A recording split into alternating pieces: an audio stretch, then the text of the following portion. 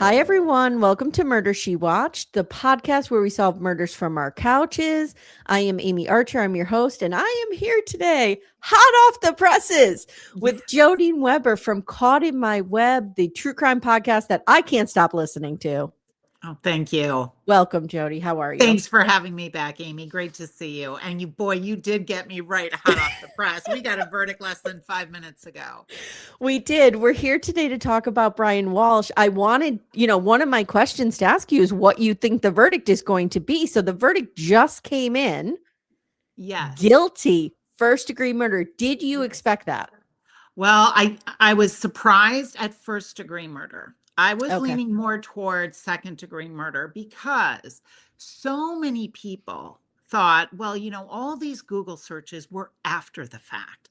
So had he premeditated this, he would have done that days or hours before killing her. Yeah. However, when you look at the definition of premeditation, there's no time window or span on what constitutes premeditation. It can be as simple as walking from the kitchen, grabbing a knife, and walking into the living room. So that's all you need. So the question becomes, what did the jurors see that they felt constituted premeditation?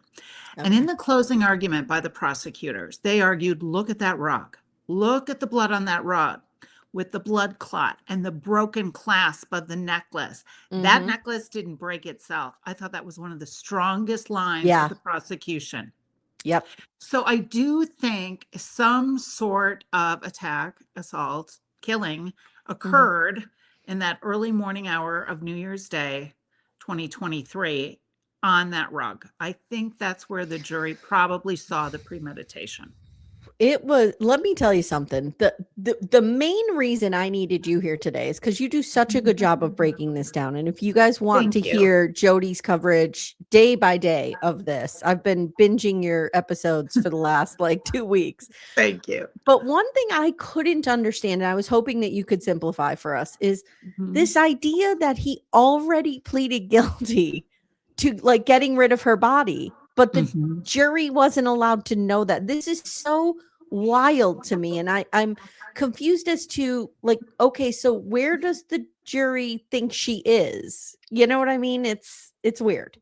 Well, and the prosecutors didn't want the jury to know, which may seem very discombobulating to people. But essentially, the thinking was, well, if they already know that he lied to police and they already know that he got rid of the body, conveyed the body is the technical legal term for what he was pled guilty to.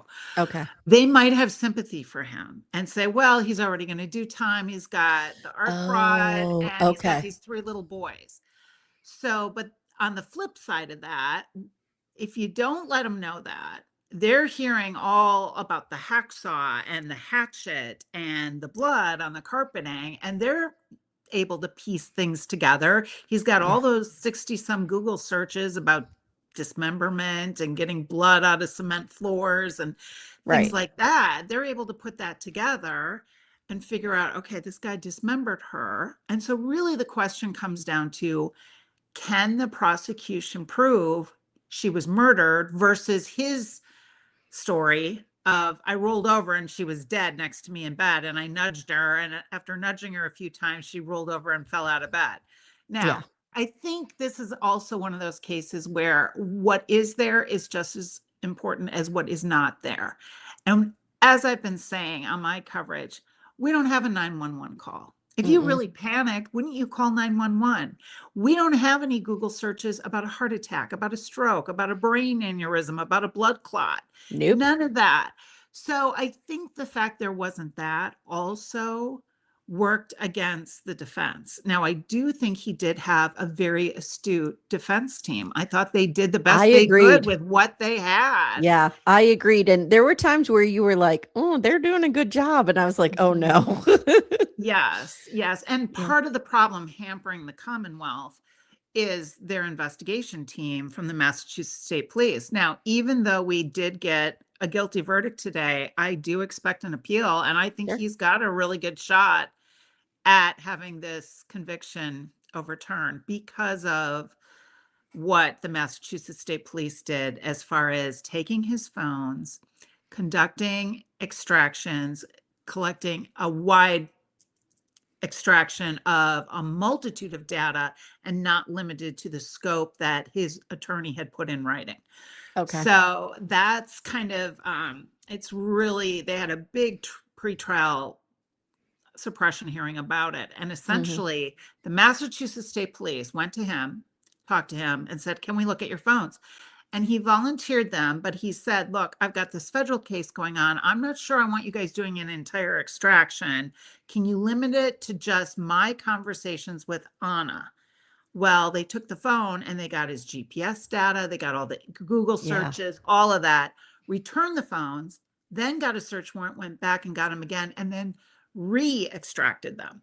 So I think the initial extraction, which they didn't have necessarily permission for, that's how they were able to get to the dumpsters. And the dumpsters is where they found the evidence. So that would technically be fruit of the poisonous tree, because they wouldn't have that because they conducted an illegal search on those phones. So I do think this could get overturned.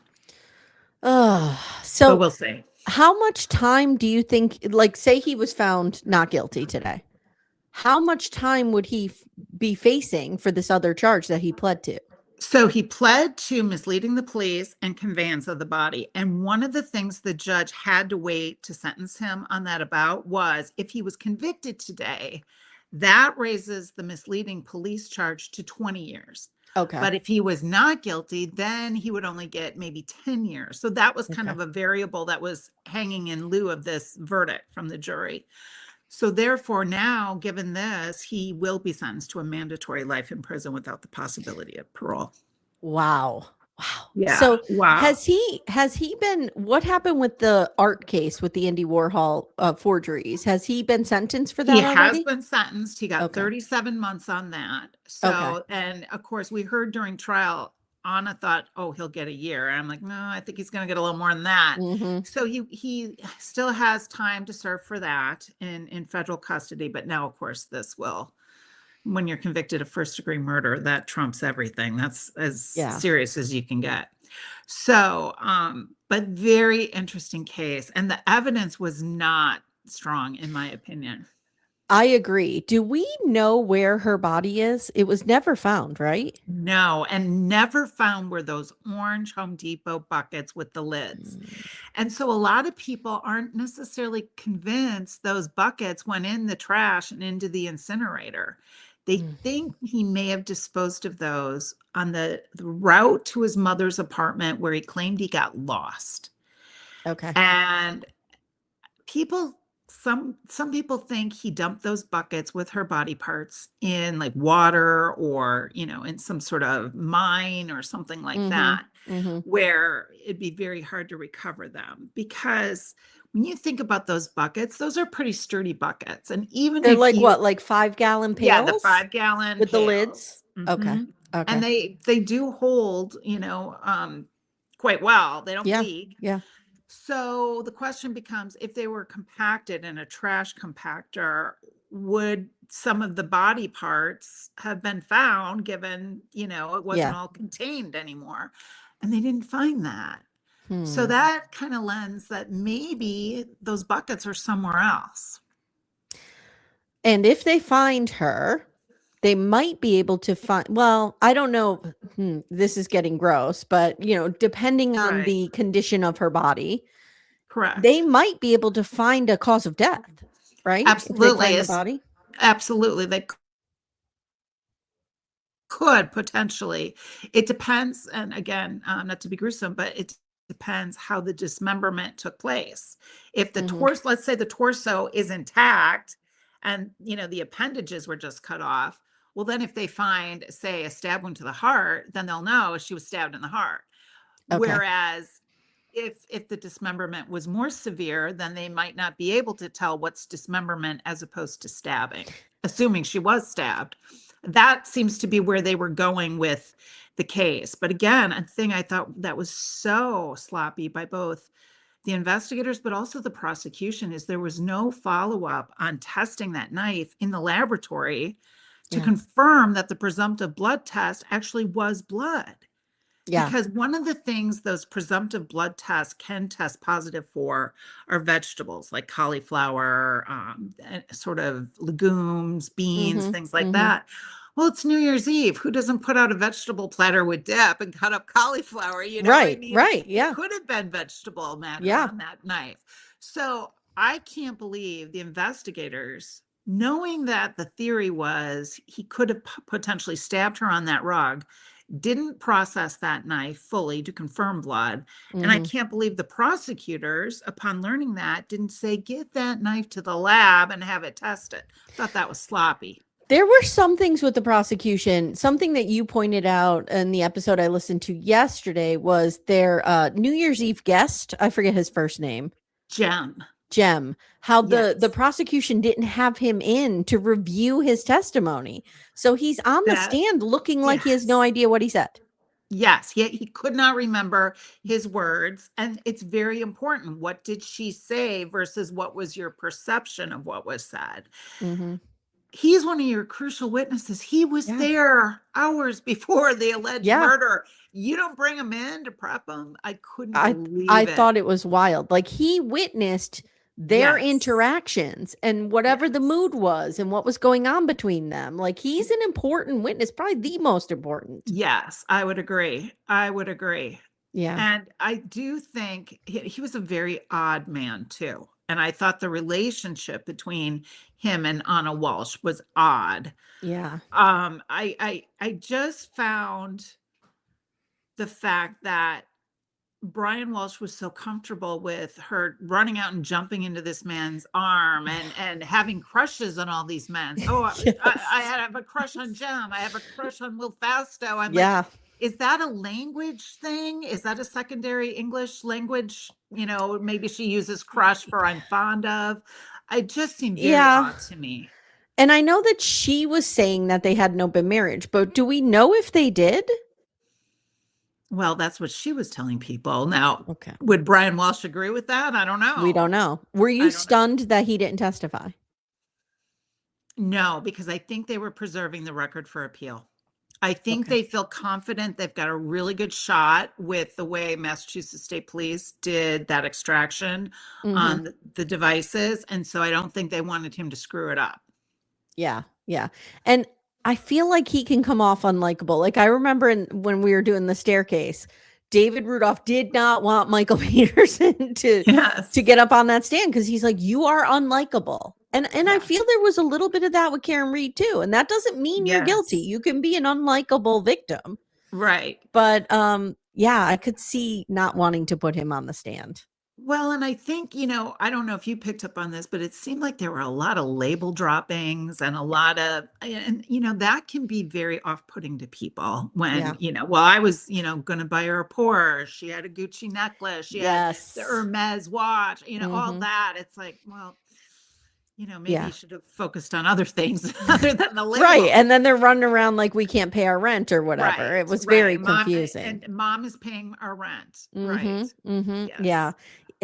And I appreciated what you said. You know, you worried early on that some of the jurors, at least they only needed one, like you kept pointing out, would struggle with Anna's quote unquote, you know, mothering, if you will. And everybody mothers differently. And I don't come for anybody on that, but I could see how jurors would be like, well, you're not there on Christmas morning. You're off with this guy. You're this, you're that. So I did worry about that as well. Right. I worried that it would generate sympathy for Brian Walshe. Yeah. Not that she didn't love her sons, not that she, I mean, nobody deserves to be murdered and certainly not dismembered. But I do think, you know, Thanksgiving was a choice and she chose to go to Ireland with her lover. She missed Christmas Eve. She missed Christmas morning. Her sons were 6, 4, and 2. Do I think there would be people bothered by that? Potentially.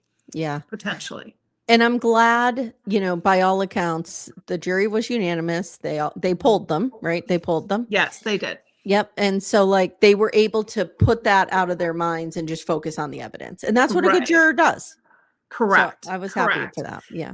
And I really hope we hear from jurors so that we hear what was the premeditation they really locked on to. Was it the carpet? Now, we did have one question on Friday, And I believe they did want to see a photo of the carpeting. Okay. So maybe they wanted to look at that again. But I do think it just doesn't make sense based on all the plastic sheeting he purchased at the various hardware stores that he would dismember her on that rug, that some sort of crime occurred on that rug. And I do think, in my experience in the FBI, when I think about my defendants and they tell their story, so to speak, there is little elements of truth in it, little threads or little pebbles. Sure. It's not 100% BS. There is some element of truth in there. So I do wonder, after Jim left that evening, did they go upstairs and did she say, oh, I just got a text. I got to go back to DC for work. I'm going to hop in the shower so I can get up in the morning and catch my flight. And I think he was onto her about the affair. I think he was very suspicious of an affair. And I think he said, okay, take your shower. He went downstairs, saw the messages that synced on the devices. And then I think she came down and it was on from there. That's kind of what I think too. I have a question here, like, what do you believe happened? And I know you've been saying that, and I agree with you. I think he was onto it. We know that he was Googling this guy. Yes. I think he knew. And I mean, if your spouse is not coming home for major holidays, there's got to raise some level of suspicion. Absolutely. Your spouse isn't there for Thanksgiving, Christmas Eve, and Christmas. That if that doesn't raise your red flag, I don't know what will.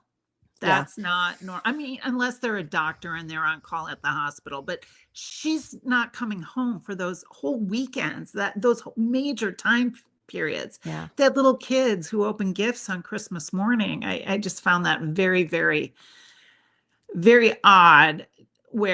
Why wouldn't he question that? And then when you have it in conjunction with that Katie Holmes search, that was weird. I mean, she got divorced a decade ago. It's not like you're looking up Nicole Kidman or Justin Timberlake or any of the stars. Like, why are you just randomly looking up this very contentious divorce that the situation closely mirrors yours?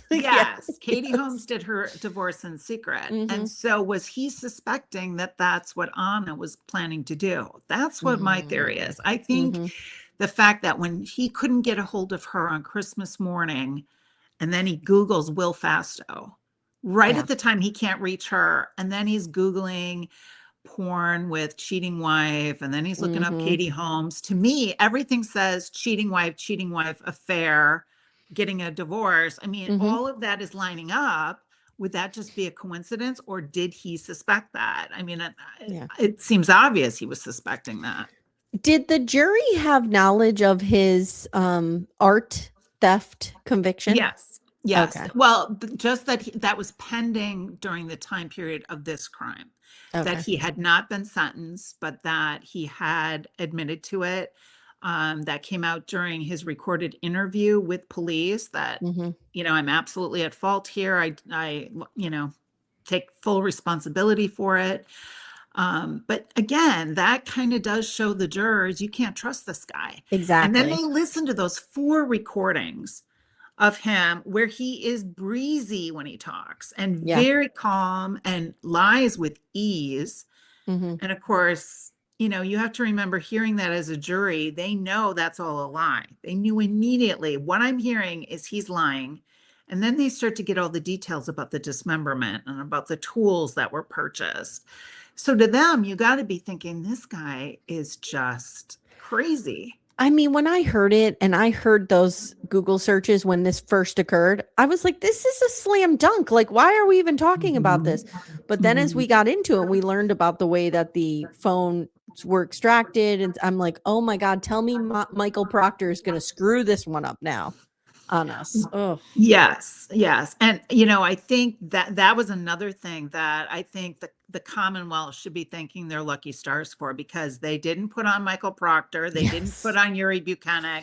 They didn't put on David DeChico. All 3 of them are problems from Karen Reed. The Karen Reed 3, I call them. Right. And now, that's exactly right. Yes. And now it's carrying over into these other cases. And so I was somewhat surprised that the defense didn't put on any case at all and didn't make them get up on the stand and plead the fifth. I was waiting for that. Yeah. I mean, I had my skinny pop ready and I was ready for that, because that would have been really interesting, if we would have seen Yuri Buchanan saying, oh, it was another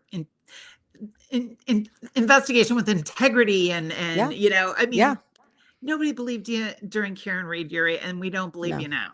No. Right. Another question that I have is, do you feel there were areas where procedures were followed in this case that should have been followed in the Karen Reed case? I remember a couple times you were like, oh, isn't it interesting that that's the procedure for, like, I forget what you were talking about, like evidence collection or something. Well, where they did it very photograph the differently. home. Yeah. They photographed the home. They did neighborhood canvases. They got video from nearby streets and went and got all that. They were able to return the device within a day.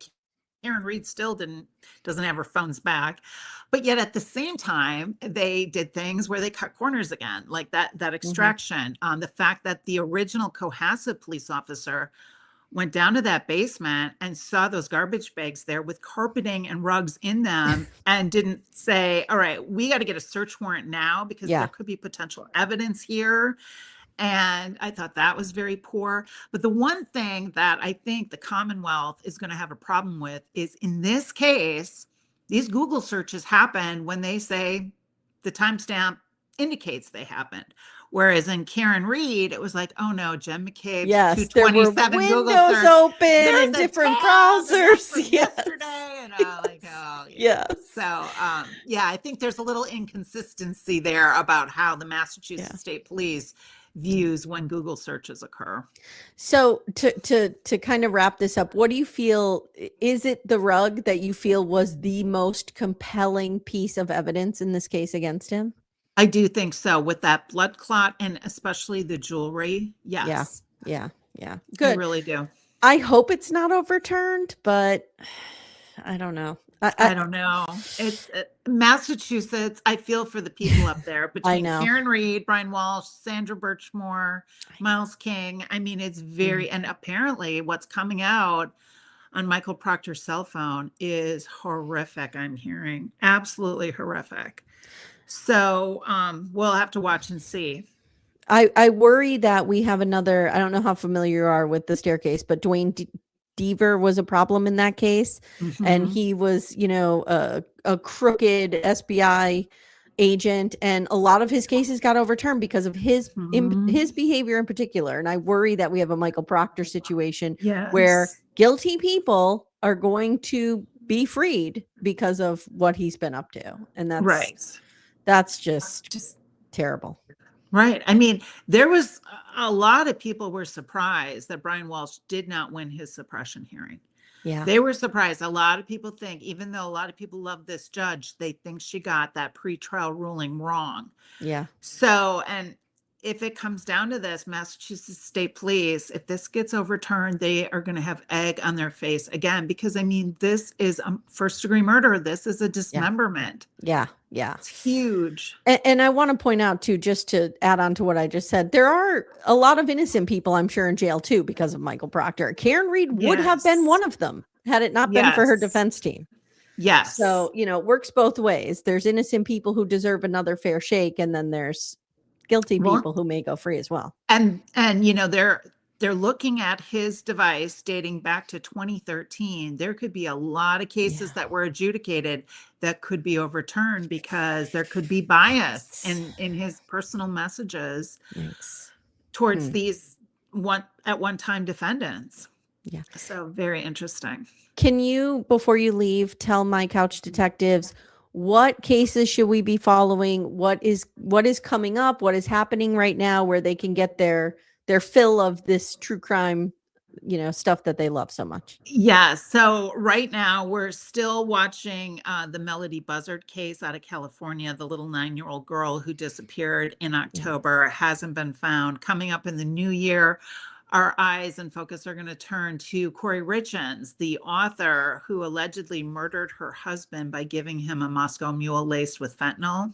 That trial's coming up. We also have the trial of Suzanne Simpson, the mother who disappeared down in Texas, has never been found. And then, of course, we always got to keep our eyes on Karen Reed, a lot going on in the civil case there. And then towards the end of the year, 2026, keeping my eye on Rex Heuermann, the man accused of the Long Island serial killings. Now, an interesting development that just occurred in the last week or so up there is that one of the victims, Peaches, who was identified as Tanya Jackson within the last year, she and her 2-year-old daughter, Tatiana Dykes, their remains were found near many of the other Gilgo Beach victims. Well, another man has been arrested. Tatiana's biological father has been arrested. So the question becomes, what are the odds you would have 2 killers dispose of bodies in the same place, and both dismembered their victims? What are the odds of that? So a lot of people watching Gilgo Beach. Okay. And we don't know what evidence they have against this man who's been charged yet. No, I am waiting. I'm waiting for the paperwork to come out, because part of the remains of Tanya were found in a plastic container. Yeah. Well, if he was involved in his daughter's life, maybe he, put clothes or toys in a plastic container. And so his DNA would be on that. That doesn't necessarily mean, because her remains were ultimately found in that plastic container, that he had anything to do with the killing. Yeah. So I'm really curious to see, what else do you got? What else ties this? Now, this man's son claims, my dad had nothing to do with this. They've got the wrong guy. But many families say that when their loved ones are arrested. Sure. So we'll see. We'll see what happens, but it'll be interesting to see how Rex Heuermann's defense team weaponizes this. And do they try to point fingers at this guy? Now, some of the other crime scenes with some of the other remains are much more incriminating towards Rex Heuermann. They have DNA, they have hair from him, hair from the family members. So I think it's going to be a tougher sell. But this was a left turn I did not see coming. Yeah, same. Guys, if you need your true crime and you need it fast and you need it accurate and you need it well done, please sign up for Jody's Jody's podcast. And do you have a website that they could go to? It's caught in my web, but what is your website? Yeah, my website is jodeneweber.com, and you can find all the information about my podcast, Caught in My Web, on Patreon there, as well as my book, The Bald-Faced Deception. If you like psychological suspense or mystery, it's a great mystery for you. It's a whodunit at a lake. So if you didn't get enough mystery with Brian Walshe, you can check out my book. Jody, thank you so much. I really appreciate you coming on and giving us all the updates. Yes. Thank you so much.